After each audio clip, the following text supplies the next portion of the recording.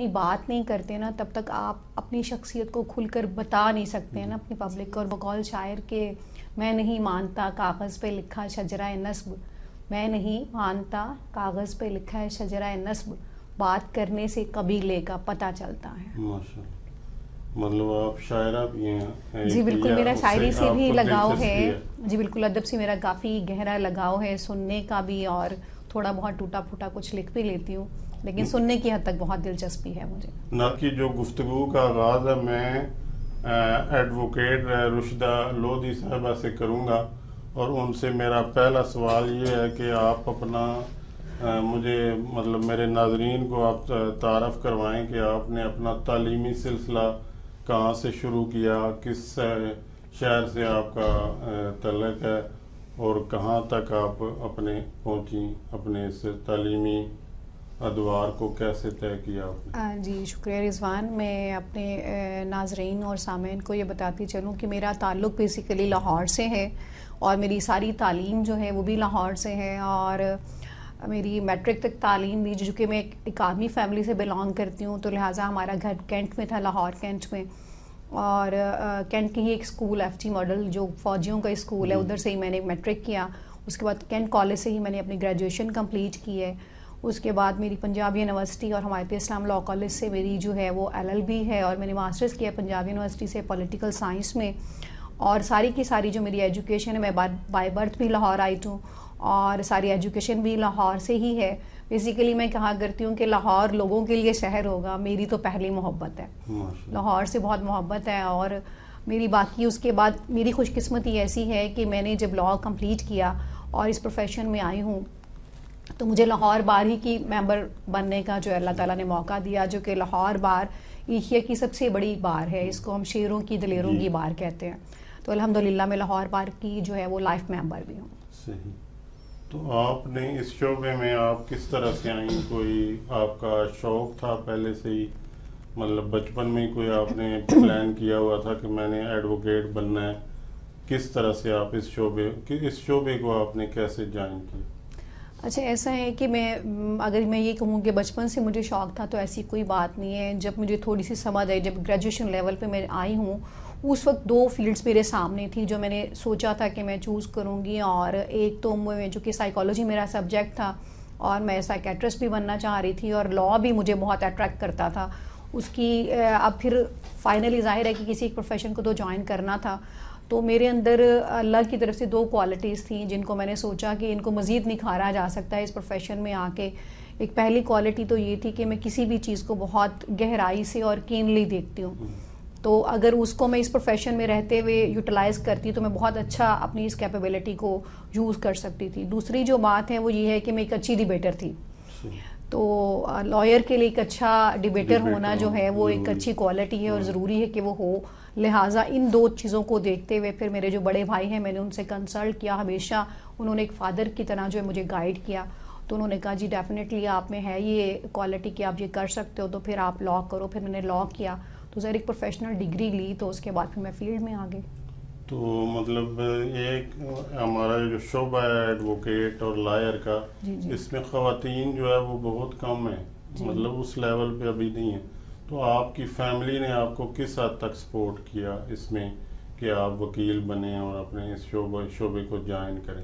دیکھیے اس میں الحمدللہ اس معاملے میں بڑی خوش قسمت ہوں کہ میری فیملی مجھے فلی سپورٹ کیا ہے اس پروفیشن میں آنے کے لیے. مجھے بالکل بھی کوئی پابندی میرے پیرنٹس یا میرے بہن, چونکہ میں چھوٹی ہوں اپنے گھر میں سب سے, اور پیرنٹس کی ذرا جلدی ڈیتھ ہو گئی, اور بڑے بہن بھائیوں نے ہی مجھے دیکھا, ٹیک کیئر کی, لیکن میرے بھائیوں نے کبھی بھی مجھے یہ نہیں کہا کہ آپ اس پروفیشن میں نہ جائیں. مجھے بڑے بھائی نے ہمیشہ یہ کہا کہ اگر آپ کر سکتی ہیں, اگر آپ کے اندر کوالٹی ہے اور آپ سمجھتی ہیں کہ یہ ایک سٹرگل والی فیلڈ ہے, ایک ٹف فیلڈ ہے, اگر آپ اس کو فیس کر سکتی ہیں تو آپ ضرور کیجئے.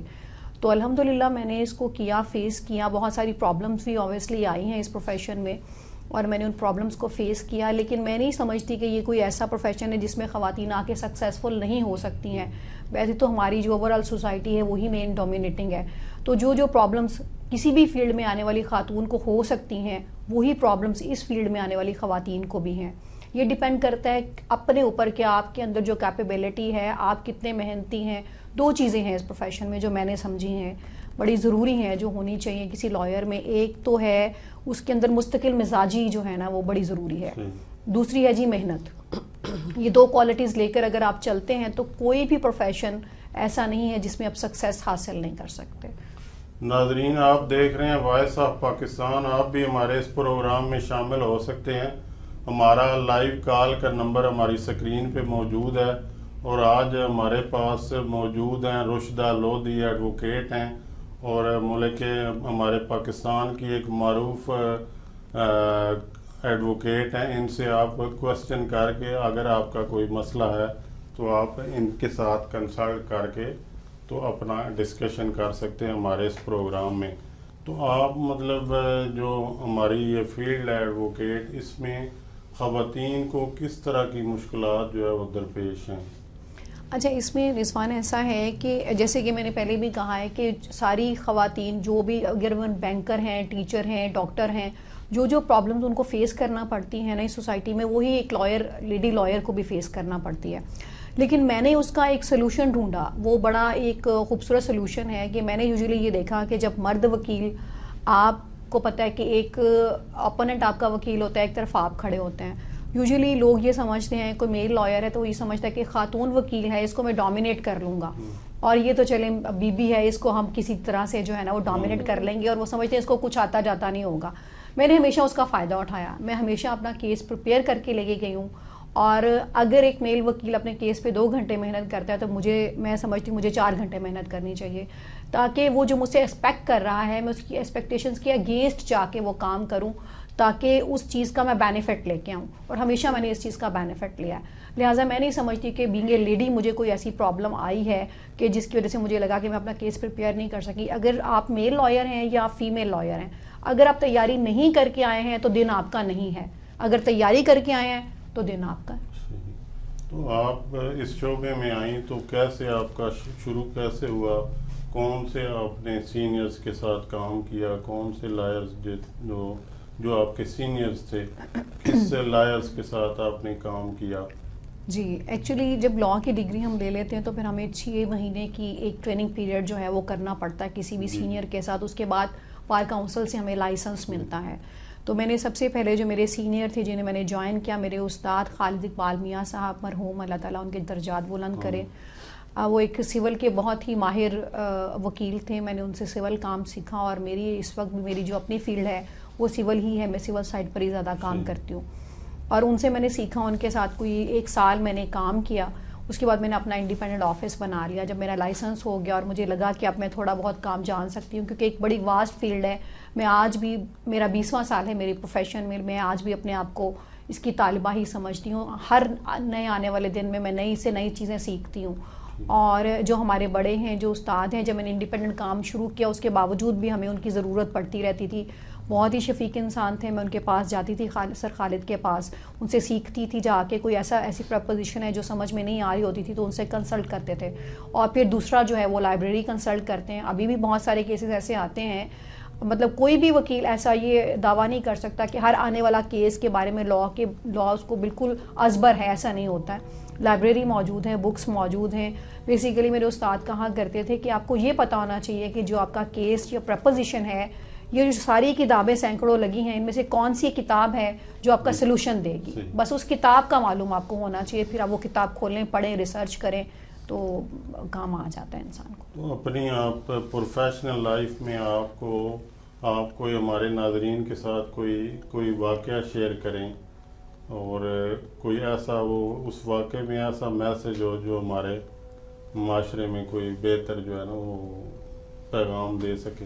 دیکھیے واقعات تو بہت سارے ہیں، اور ایک چھوٹا سا میں اپنے پروفیشن کے حوالے سے واقعہ بتاؤں گی آپ کو کہ میں جب بالکل انیشیل سٹیج تھی میری، تو میں جب میرے سینئر نے مجھے کہا جی یہ کیس ہے اور اب آج آپ نے یہ کام کرنا ہے جا کے، تو آپ کیجئے نا. میں وہ فائل لے کے جب چلی گئی ہوں، تو جب میں گئی ہوں تو میرے جو اپوننٹ لائر ہیں، میں at that time I was quite young نا، تو وہ جو میرے سینئر، وہ جو کھڑے تھے اپوننٹ، وہ خاصے سینئر لائر تھے، گرے بالوں کے ساتھ، اور کافی وہ سینئر لگ رہے تھے. تو میں تھوڑا سا گھبرائی کہ بھی آج تو بہت سینئر وکیل ہے جن کے ساتھ میرا کمپٹیشن ہونے جا رہا ہے، یا جنہوں نے آرگومنٹس کرنے ہو سکتا ہے کہ میں ان کے سامنے اچھا آرگو نہ کر سکوں.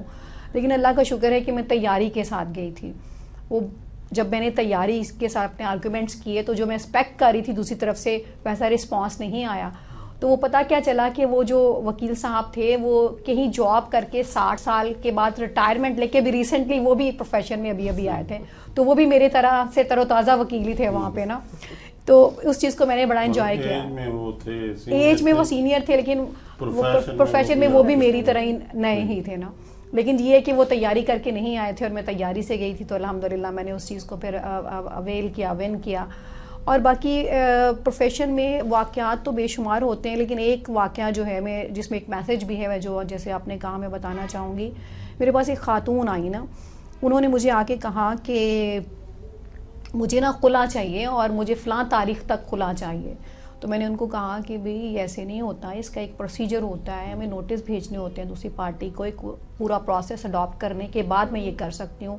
تو اس خاتون نے مجھے کہا نہیں میرا کیس تو ہائی کورٹ میں فائل ہوا ہے نا. اب خلا کا کیس تو ہائی کورٹ میں فائل نہیں ہوتا, وہ فیملی کورٹ میں فائل ہوتا ہے.